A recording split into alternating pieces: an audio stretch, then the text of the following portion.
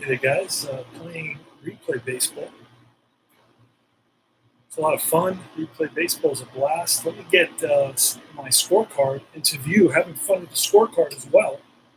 I'm playing this game all day long.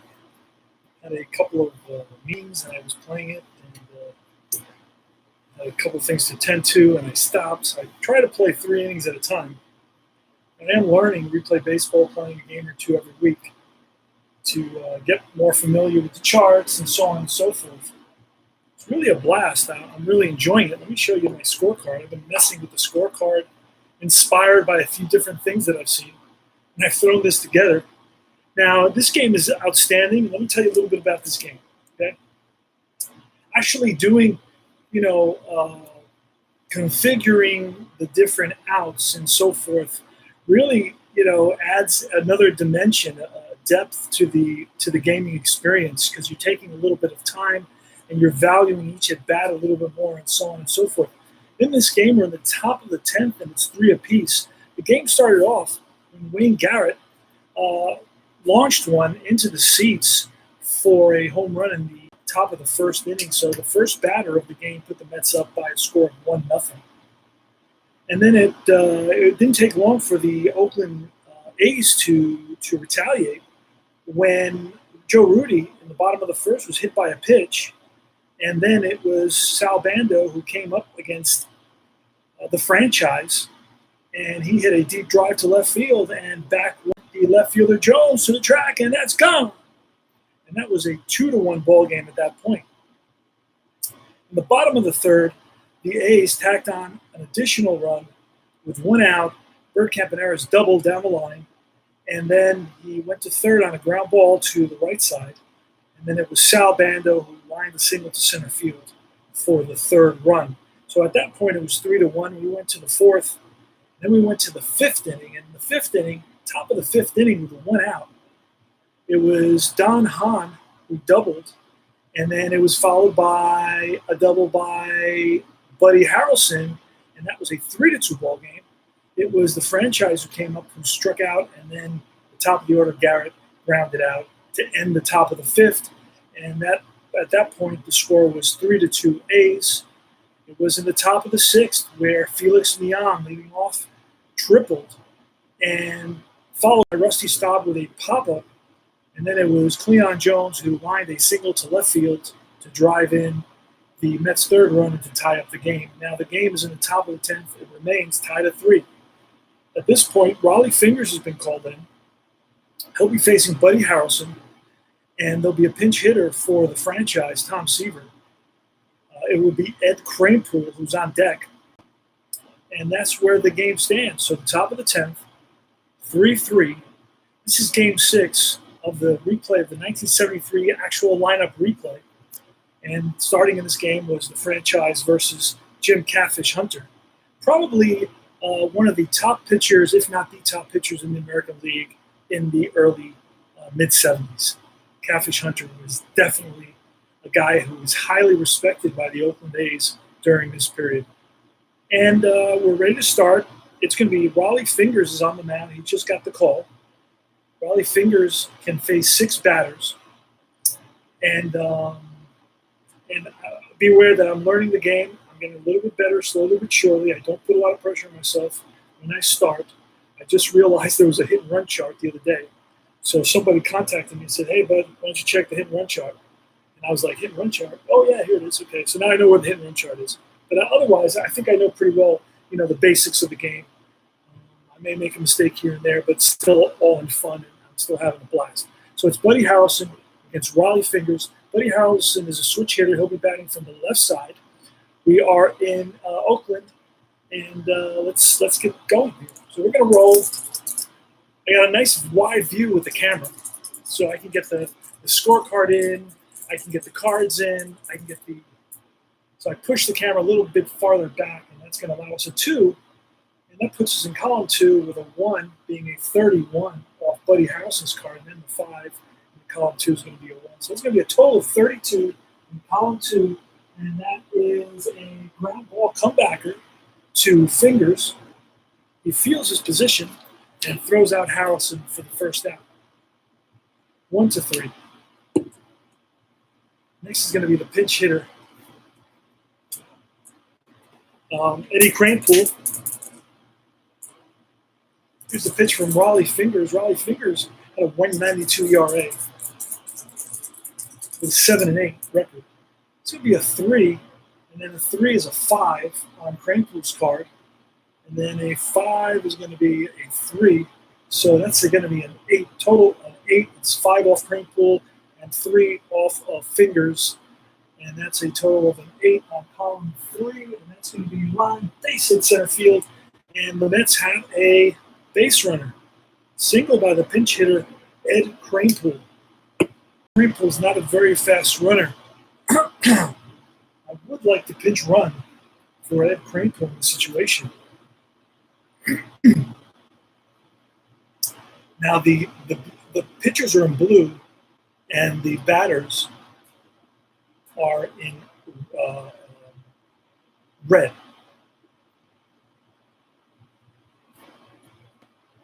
So I'm looking for a 3. I'm trying to use the actual players who played. I know Willie Mays actually pinch ran, so I'm gonna bring in Willie Mays. He's gonna pinch run. He's one notch up from Ed Kranepool, so he's gonna be a pinch runner. And we're just gonna write him in Mays, and then PR, and then he's gonna be in there. So Mays top 10. Mays, PR, 4, Kranepool. All right. This is going to be the top of the order for the Mets. Wayne Garrett. And here goes. It's a 6. So that sometimes is the power column. And the 3 is a 31. A 3 is a 31, and then a 2 is going to be a 32 with a raised number. So it's going to be a 32 total on column 6, and that's going to be a pop fly to the third baseman. Let's see if it says pitcher has a K. Let's say anything about the raised number. The pitcher has a raised number, which he does, but that's only if the pitcher has a raised number beside his column 6 and the result is a home run. Okay, it wasn't a home run. So that's just going to be, what do we say it was? A pop up 32 to the third baseman. That's Bando. Gets under it, makes the catch, 2 away.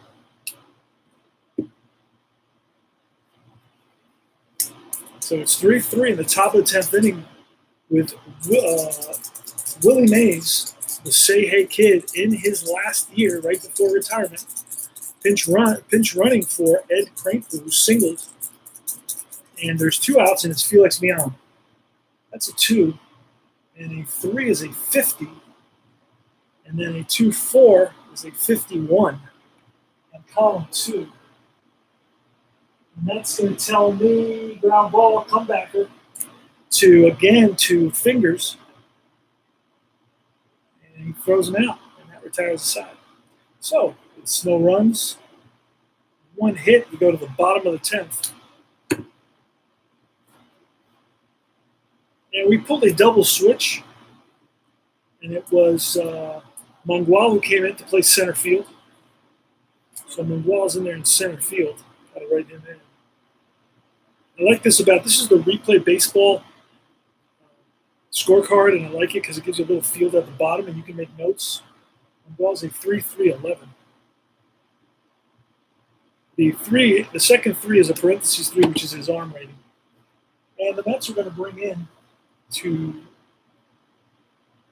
pitch. It's going to be, let's see who it's going to be.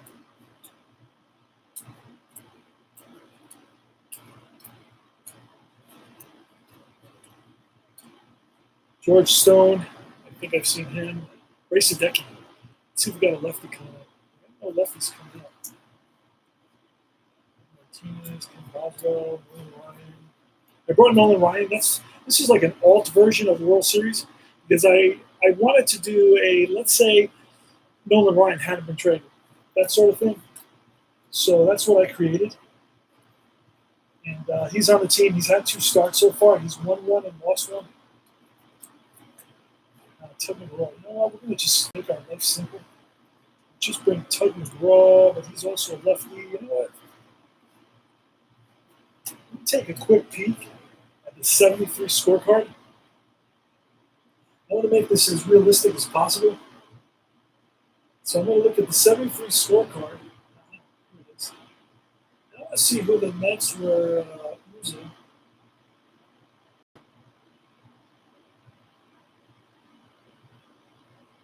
All right, who the Mets were. Sadecki came in.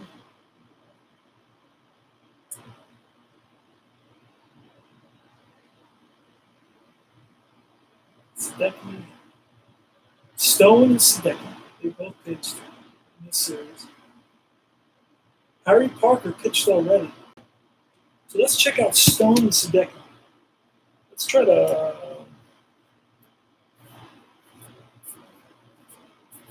It's still both lefties. Mets had a lot of lefties, so we're going to bring in Sadecki. Do what you got to do. And then they have Tug McGraw. So the Mets are stacked. They're stacked with.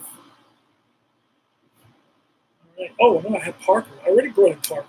Thank God. I'm way ahead of myself. So it's going to be Parker. He's in there. Let's roll.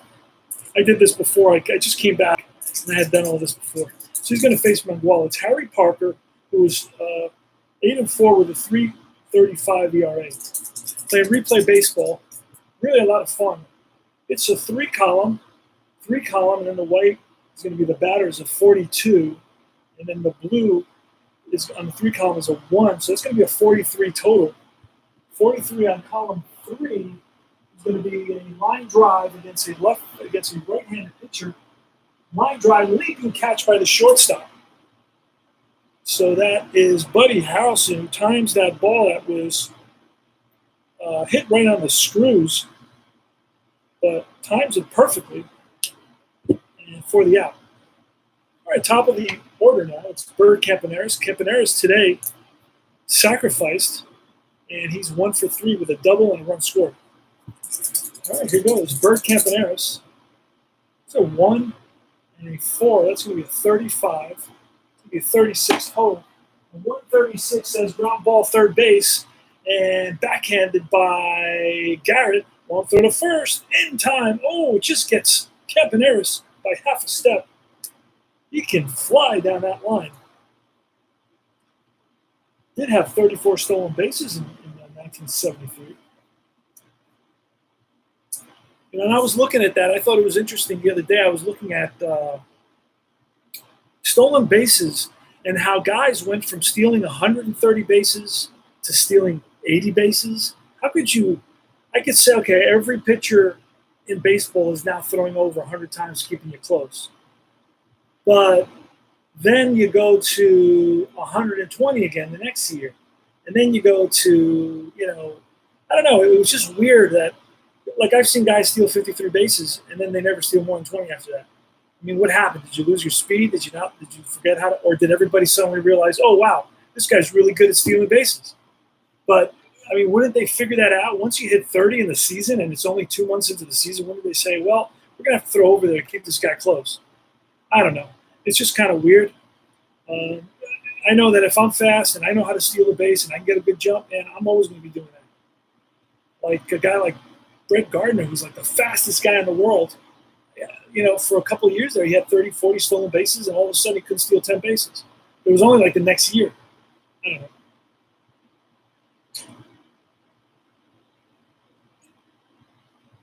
Had a little lemonade. All right. 2 outs. Joe Rudy. Joe Rudy's one of my favorite players. But he was a huge disappointment when he went over to California in 1977. He joined the Angels with Bobby Grich and Don Baylor. And he was just a huge – he was injured. I mean, he became injured, but he really never had another good season. I think early 70s were his best seasons. It's a 5. And we're going to go let's see, Joe Rudy. Do I pull this card in? No. It's going to be a 5, Joe Rudy, and a 4 is going to be a 27 with a little umbrella symbol. I don't know what you call it. It's going to be a 27, and then a 4 is a 31. So 5 column 31, and that's going to say fly out. If there's a little Umbrella symbol would be a sacrifice fly if there's somebody on base, but there's nobody on base. Under it, coming over, is the center fielder. Who's that? Don Hahn, and makes the catch, and that retires the side. So it's 3 up, 3 down. No runs, no hits. I'm doing a deep drive 1971 replay with the A's, with the amazing A's, I call it. You can look that up on my channel. All right, top of the 11th, Rusty Staub. Legon Orange against Raleigh Fingers. It's a 5, and a 5 is a 20. And a 5 is going to be a 23. 23 column 5, and that's going to be lined. No, foul. Next pitch, high, ball 4. So Staub walks on at first. Let's get the lead runner on. Staub is not very fast, so he's going to kind of be conservative. But we get an M chart results, so that takes us to a little chart from one pager. Very nice. These are glossy charts, so they're going to hold up to a beating, they'll take a good beating. Very nice components to this game. I highly recommend this game. I think it's a very nice game. Now, does that mean I love every aspect of this game? I'm going to be honest with you. I don't. There's some things that I think there's a little bit self-indulgent, a little bit over the top and unnecessary. But they're just certain things that I feel like it's something simple and they overcomplicated it. Like they made a whole separate line for hit and run. Like, in other words, every card has, this is a hit and run. I don't know, maybe guys use a hit and run every inning. I use a hit and run twice in a game.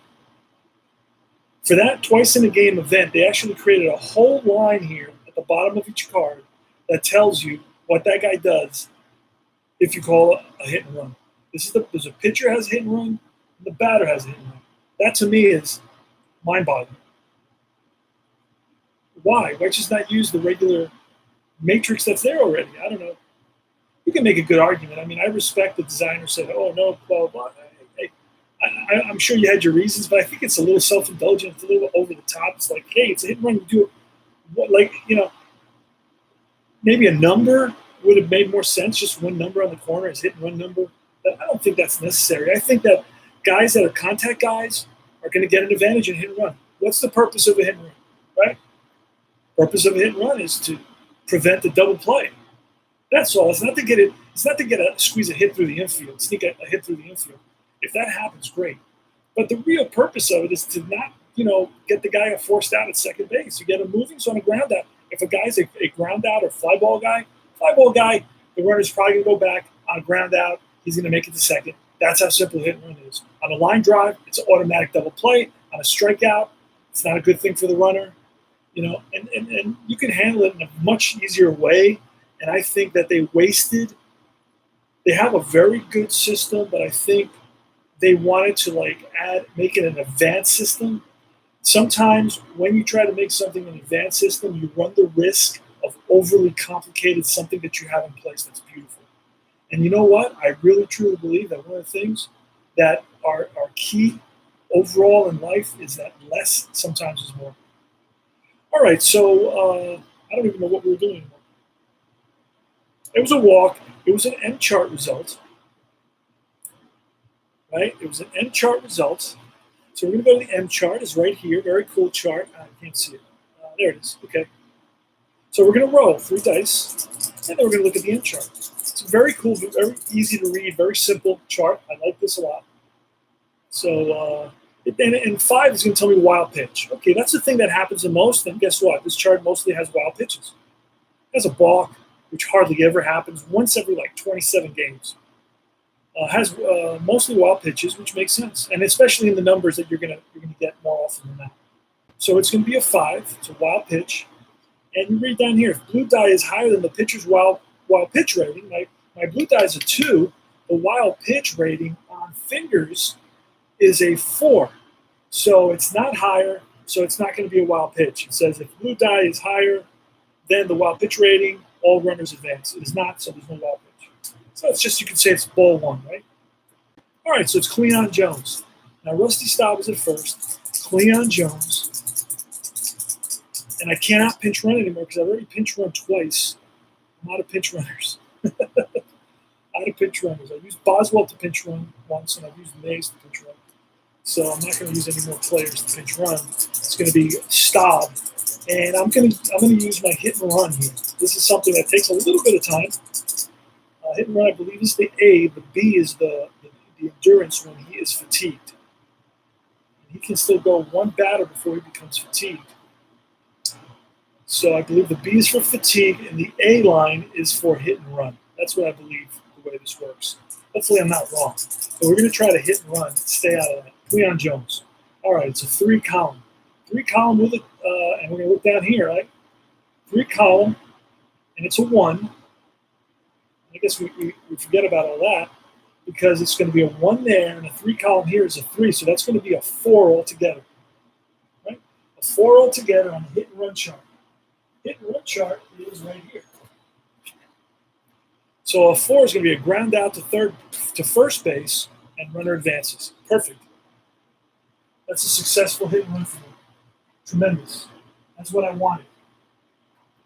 Stay out of the double play. So it's a 3 unassisted, and Staub goes to second. Oh, I don't know why I did that. Okay, Staub goes to second.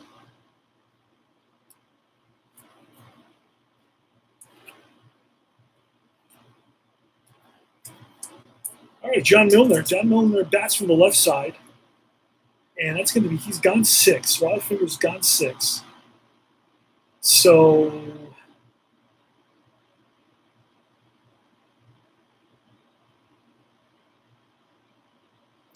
I'm going to make an executive decision here. I'm going to let him go this inning simply because it's an extra inning game, and I cannot follow this.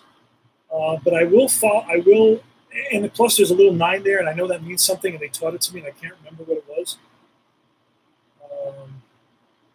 He can go 6th, including the 9th inning, or something to that effect. He can go the 9th inning plus an extra 6, or something like that. I can't remember what it was. It's not all that important to me right now.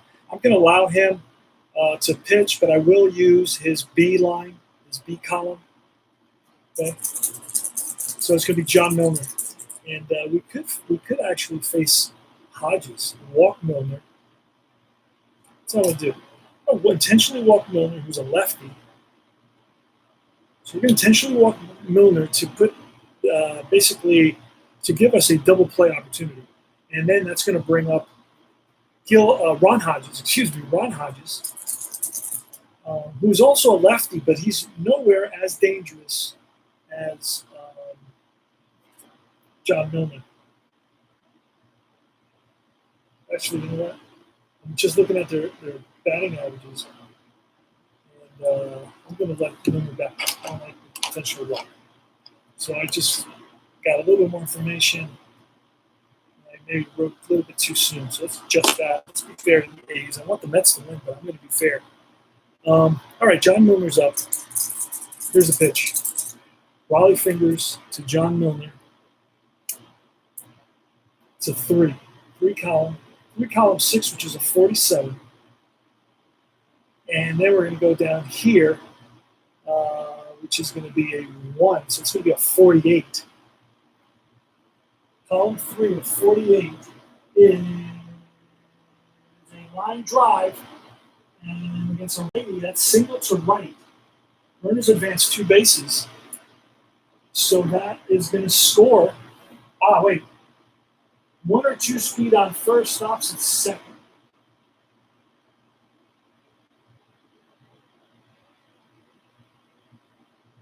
So basically, I'm going to take that to mean that he stops at third base. I'm not going to let him score, simply because he is a 2. He's pretty slow. So basically, it's a single for Milner. It's first and third with 1 out, top of the 11th. Raleigh Fingers is going to face Hodges now. And you know what? Let's see. We use a lot of pitchers. We got to let the Fingers go. We have to let Fingers go. We want to clean this up a little bit here.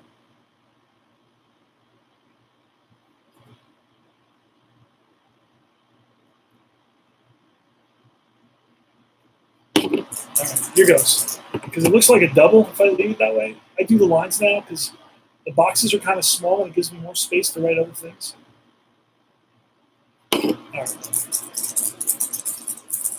So it's Ron Hodges.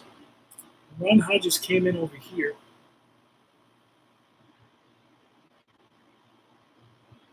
So Ron Hodges is in there. Here goes. Here's the pitch from Fingers.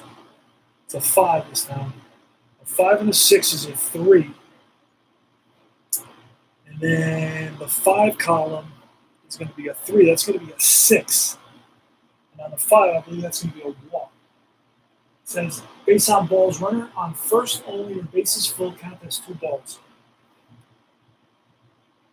So with a runner on first only, so there's runners on first and second, that's going to be ball 4, bases are going to be loaded. So Raleigh Fingers, our ace. Raleigh Fingers had a 192 ERA. Our ace is struggling just a tad.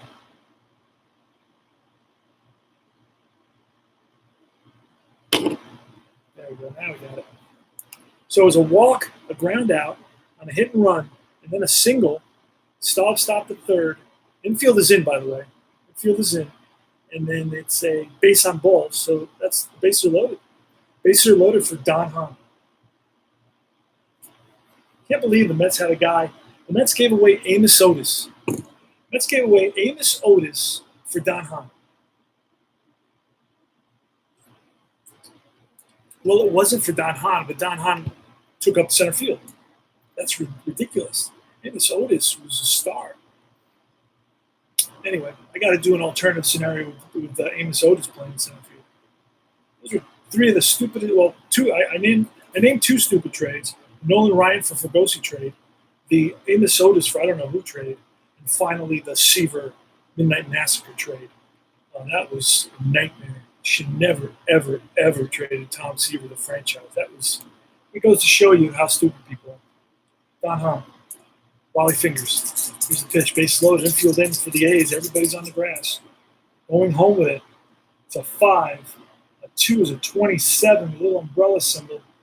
And the 5 is going to be a B is a 3. So it's going to be a 30 with the umbrella symbol. Column 5 of 30, and that's going to be a fly ball. Runner's hold. If batter has a umbrella symbol beside the result, the runner on third base, less than 2 out is going to score. So that's going to be deep enough to score stop from third base. Sacrifice fly. Mets take a 4-3 lead. Remember, the Mets lead this series 3-2. Buddy Harrelson.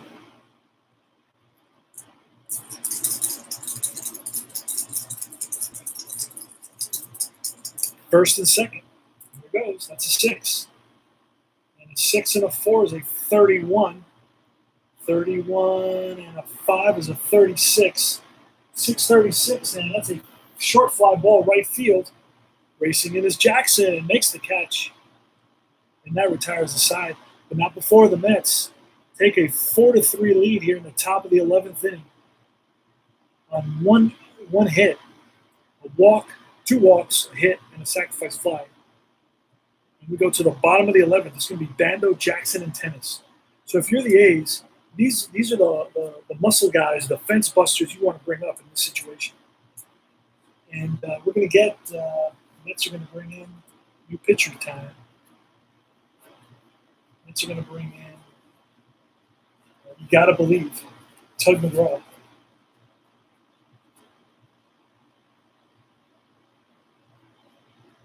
All right, here he goes. Tug McGraw is coming in. Now, Harry, if the Mets can hold on, Harry Parker will take the victory and Fingers will take the loss. And that'll be it for the series. Here goes Sal Bando against Tug McGraw. It's a 4. It's a fielding column. A 4-4 is a 16. And a 16, a 4-3 is going to be the third baseman. Third baseman's a 2. So 16 and a 2 is an 18. 18 in the column 4 is a ground ball. Charged by Garrett at third, throws on the run, and in time to get Bando 5-3. One up, one down, and that's her 2 outs away from winning the 73 World Series baseball replay. Reggie Jackson, he's got the power to tie this up with one swing. It's 4-3 Mets in the bottom of the 11th. On the mound is, you got to believe, Tug McGraw facing Reggie Jackson. It's a 3. A 3-1 is a 31.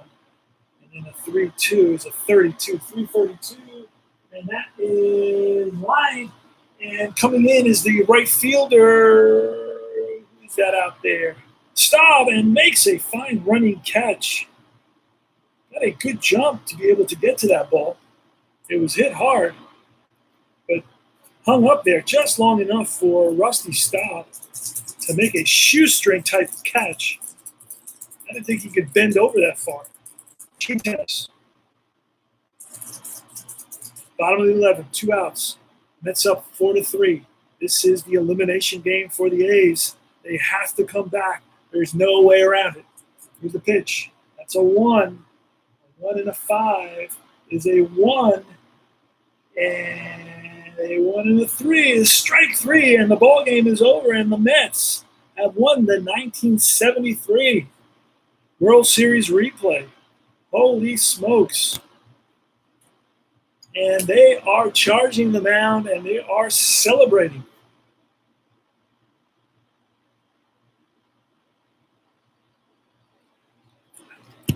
So let me go over a couple things right now. Final score. Mets win it in 11 by a score of 4-3. And it was no runs, no hits at the end. The A's bats went silent. From the third inning on, when they scored their third run of the game, they never were able to score again. Really struggled. I mean, Tom Seaver really, came up golden. He really dominated from the fourth inning on, truly dominated the whole game. Now let me show you how the little color coding system that I'm using. For fly balls, I'm using a blue, sky blue. It was a lot of fun doing this. It reminds you of when you're a kid and you're coloring. And then you do the lines around here for the line drive. That was a ball and out in the air. Another one, that's 8. And then a strikeout is going to be red. And I border these, I press down a little bit. That's a big strikeout. So Wally Fingers is going to get the loss in this one. So big loss for Wally Fingers right there. And the win is going to go to Harry Parker. Harry Parker pitched basically an inning. 1 inning, no hits, no strikeouts, no walks, no runs, no anything. McGraw came in, pitched an inning as well. And again, no hits, 1 strikeout, no walks, zeros all the way down to get the save. Tug McGraw. And here on the ground, we're going to do Gray. Gray on the ground. We're going to do the same thing here. There's a ground ball to the pitcher, another ground ball to the pitcher. Then it was a ground ball to the first baseman. And a sacrifice fly, that's going to go in blue.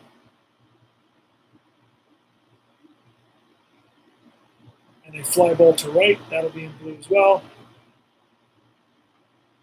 And Raleigh Fingers pitched 2 innings for us. Really had some tough luck, I think. The walks are what really killed him. Gave up 2 hits. Struck out none. You can see that very quickly. 2 big walks. 1 run, 1 earned run, unfortunately. No home runs, no hit batsmen, no wild pitches. 2 walks killed him. And I'm still trying to figure out the MVP. I guess you'd have to say, it's hard to say.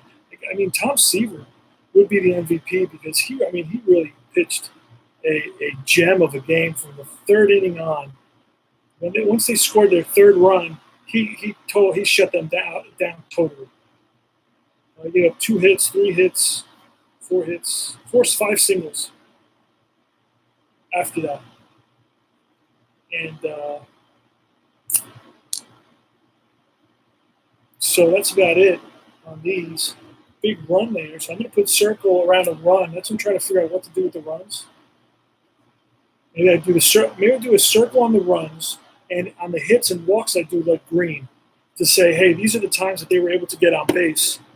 So let's try that. Let me try that for this one. Let me try that. And that basically. So obviously the circled are going to be runs. I need something else to show. So when I look for hits, I can pick those out quickly. And that'll be the green. Any green will be a hit. So that'll, other than the circles, I know the circles are some sort of run scored. So I have to figure it out. Yeah, I'm still trying to figure it out. I saw like there's a book that's being sold out there by All Star something baseball. And that boy, I saw this type of thing, configuration with the colors and all that. And I thought of doing this at one point, but I always felt that, hey, that's like going too far. It would take too long. And you know what? It does take a long time. But so I'm not going to do it all the time. I'll do it like once, whenever I feel like doing it, having some fun and being artistic. Otherwise, I'll just, there's a pop-up there. I got to do that pop-up. So that's going to be in blue. And then I'm going to do these little lines. These are kind of cool lines. I like these lines. Where's my, I'm going to use my brown. My brown marker is a little thinner. You want kind of use a thinner marker. I felt that this other purple one was a little bit thick. There it is. And the squiggly line makes it look kind of cool. Artistic. And that's it. This is CP Cards and Dice. And I hope you enjoyed our replay of the 73 World Series using Replay Baseball. I'm getting hooked on this game. It's a pretty game. It's a nice game.